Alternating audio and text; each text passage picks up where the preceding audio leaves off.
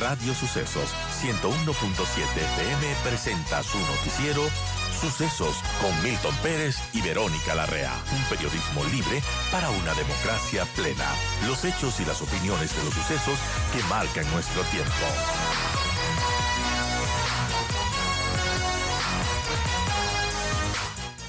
Bueno, yo quiero dar la bienvenida a Andrés Páez, ex diputado, ex candidato a la alcaldía, político.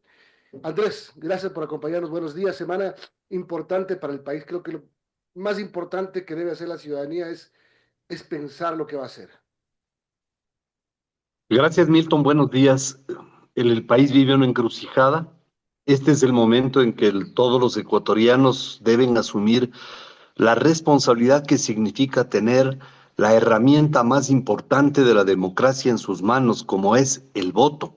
Muchas personas no se dan cuenta de que su voto puede ser decisivo para su futuro, para que el país no regrese a las épocas oscurantistas que tuvimos que atravesar durante una década entera.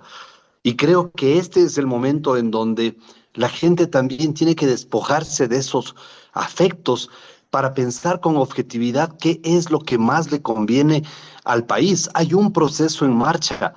Ya hay un combate a la inseguridad y a las fuerzas criminales que se han tomado el Ecuador. Hay una tarea de gobierno que va caminando y que esa tarea de gobierno necesita continuidad, pero también necesita un enorme número de legisladores que acompañen esa tarea, porque a todos nos consta el bloqueo permanente de personas inescrupulosas que están en la asamblea solamente para fastidiar la vida. Entonces, yo entiendo que la gente tenga ciertas afinidades porque tiene un amigo por ahí, tiene un pariente, tiene un conocido. Yo tengo que decirles a esas personas si ese conocido, ese pariente, ni siquiera se va a enterar que no votaron por él. En esta ocasión hay que votar para darle el mayor número de legisladores posibles al presidente Noboa, de manera de que realmente pueda llevar adelante su tarea. No es un gobierno perfecto, no hay gobiernos perfectos, no es una persona perfecta, no hay personas perfectas, pero creo que han habido cosas relevantes que debemos destacar. Ya no se puede mencionar las encuestas, pero lo último que terminamos viendo la semana pasada, que fue la última de ver los sondeos de opinión, vemos que la distribución de la Asamblea, por primera vez en 14 años, iba a estar, digamos, dividida en dos. No iba a haber un grupo hegemónico, no iba a haber un grupo mayoritario, como lo había venido siendo el correísmo, sino que el presidente Noboa puede sacar un gran número de asambleístas. Eso es lo deseable, para que pueda trabajar. Y eso también obligaría a dos cosas. Primero, a que los grupos minoritarios se sumen a ese esfuerzo. Y segundo, la necesidad de reformar la legislación electoral. Porque mientras los legisladores sean elegidos en primera vuelta, tendremos el fraccionamiento que siempre observamos y advertimos. Si es que los legisladores se eligen en segunda vuelta, el destino, el desenlace va a ser totalmente diferente, porque ahí el gobierno tendrá, cualquier gobierno, este o cualquier otro, tendrá la posibilidad de tener un mayor número de legisladores. Entonces, esa es una de las tareas que a la propia Asamblea le toca advertir por delante y que ojalá realmente se ejecute. Ahora, ya me quedo un ratito en la Asamblea porque hay una investigación que ha encabezado Fundamedios y que habla de más de 200 candidatos que tienen problemas de diferente tipo, que son cuestionables. El tema aquí es, Andrés, la pregunta, ¿cómo se pueden mantener los bloques legislativos? Porque, claro. Ejemplo, en el último bloque legislativo, Construye tardó más en posesionarse que en desmembrarse. Entonces, ese es un problema de la política también, los camisetazos, por decirlo más suave, los camisetazos. Eso tiene que ver muchísimo con la ausencia total de las escuelas de formación política, Milton. La gente piensa que yo hablo de memoria. No es así. Tuvimos muchos la oportunidad de ir a escuelas de formación política desde los 18 años, o desde antes, inclusive en mi caso, desde los 16 años de edad. Es decir, ya son algunos añitos, ¿no? Así que las escuelas de formación política, entre otras cosas, lo que enseñan es que la gente cuando toma una bandera debe mantenerse en esa bandera incluso en medio de las adversidades. Eso por un lado. Por otro lado, los liderazgos tienen que ser manejados en los partidos siempre buscando el bien común. En el caso de Construye, por ejemplo, me pareció fatal el flaco favor que le hicieron a su candidato al votar para que Guardera sea excluido del Consejo de Participación y la Liga Azul termine siendo mayoría.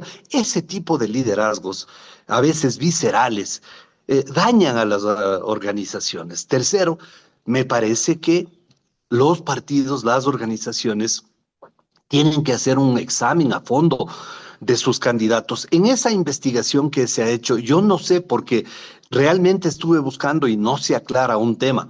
Una cosa es que una persona esté siendo procesada penalmente, es decir, que ya el fiscal le haya acusado y el asunto esté en conocimiento de un juez, por lo tanto ya está un juicio penal caminando.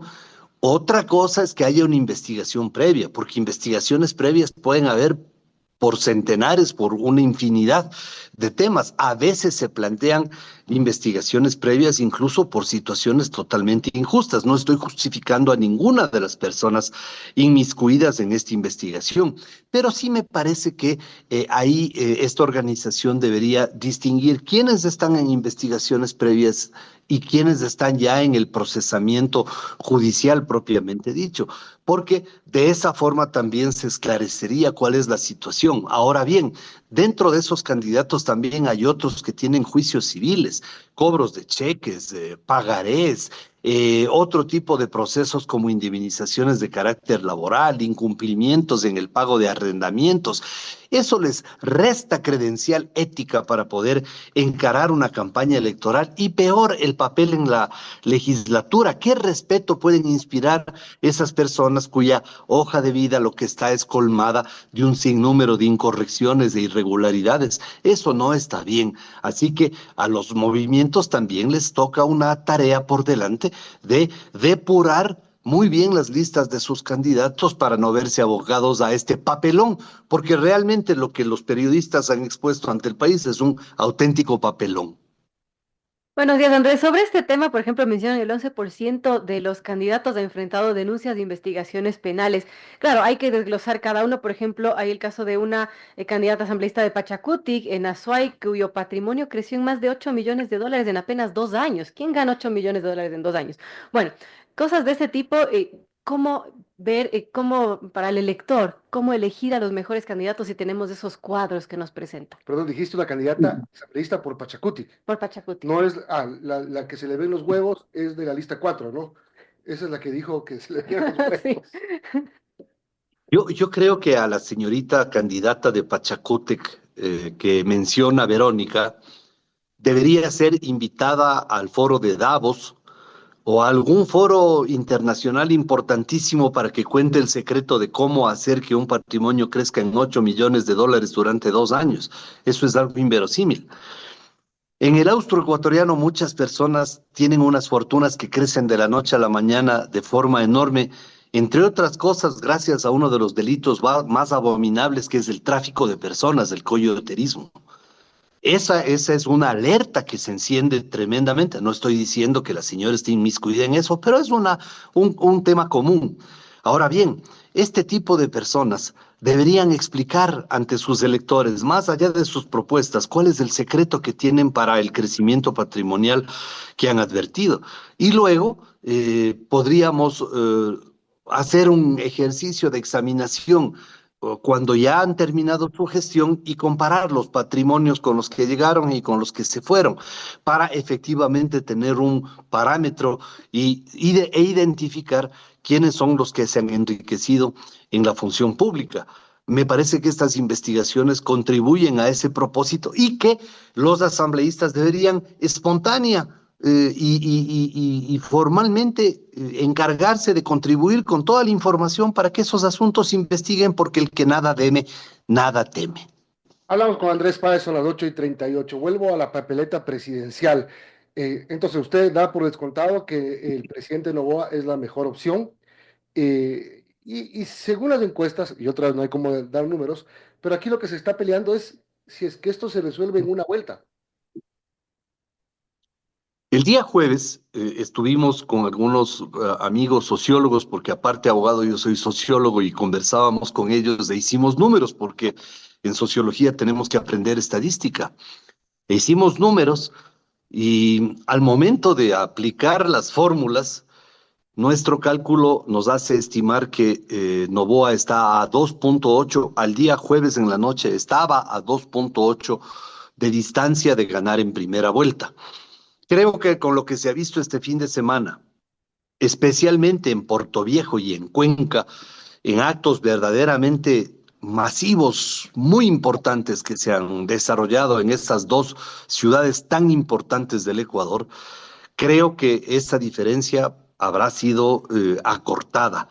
Y muy probablemente de ahora hasta el domingo, que son las elecciones, esos 2.8% puedan ser acortados, y probablemente no descarto la posibilidad de que el presidente Noboa gane en primera vuelta, lo cual sería un alivio, porque permitiría que él siga su gestión adelante con normalidad, que deje de ser fastidiado por la vicepresidenta todo el tiempo, que las inversiones nuevamente recuperen confianza, que la gente compre los vehículos que todavía no quiere comprar, que la gente venda los inmuebles que está vendiendo, porque el mercado inmobiliario está como en un stand-by mientras las cosas se resuelven, que la gente contrate más empleados, porque dice ahora sí vamos a hacer negocios y vamos a tener un gobierno de 4 años. Cuando la gente siente que hay estabilidad, estos motores emocionales